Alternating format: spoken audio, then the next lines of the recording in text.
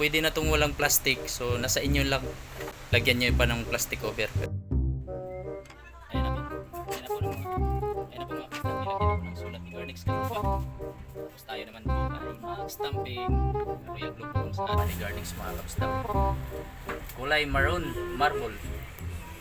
Okay, kaya? Magandang araw po sa inyong lahat mga kapatid. Mayroon po akong ipapakita sa inyo na pang-cover. So ito po yung gagawin natin mga kapisdak na bookbind, hardbound, 5 piraso. Ito po yung pang-cover mga kapisdak na medyo mahal talaga ito.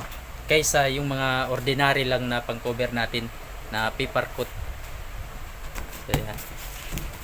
I-kumpara natin mga kapisdak. No? Ito po yung mga madalas natin ginagamit na pang-cover. Yan. So ito po ay Japan paper. No?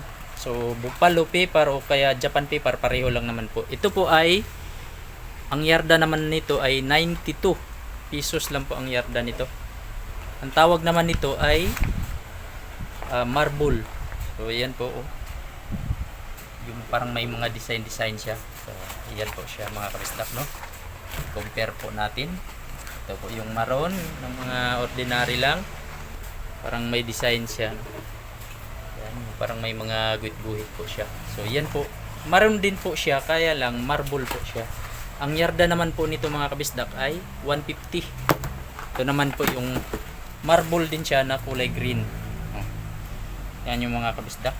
Mayroon siyang ano. Yan. Parang may mga design na po yung ano niya. Yan na po. Na-symbol na po natin yung marble maroon. So ayan mga kabistak, ang ganda. Ayan no. Ayan na po mga kabistak, nilagyan na po ng sulat ni Garnix Katropa. Tapos tayo naman po ay mag-stamping. Royal Blue po ang sa atin. Ayan, ang mga machine natin. Napakaganda niyan pag natapos yan yung ginawa ni Garnix mga kabistak. Ingat sa po. Tapos na ni Garnix Katropa ang pag-stamp, paglagay ng sulat. Napakaganda mga kabistak. Ay, oh, ganda oh. Talagang sinukat yan ni Garnix, pantay yung spacing niya. Title sa gitna, tapos ito year, may year pa yan. Tapos yan. Kulang po niyan mga kabistak, yung papel na lang sa loob, saka paplastikan na lang daw. Paplastikan namin para pareho talaga sa bookbind namin, may plastic. Tapos na po natin gawin o ikabit yung papel. Yan na siya, grabe. Ang ganda. Oh. Ang ganda talaga ng marble. Yan, tapos may gilid po yan.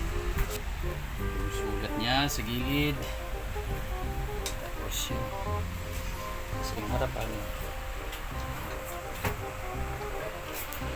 Napakaganda.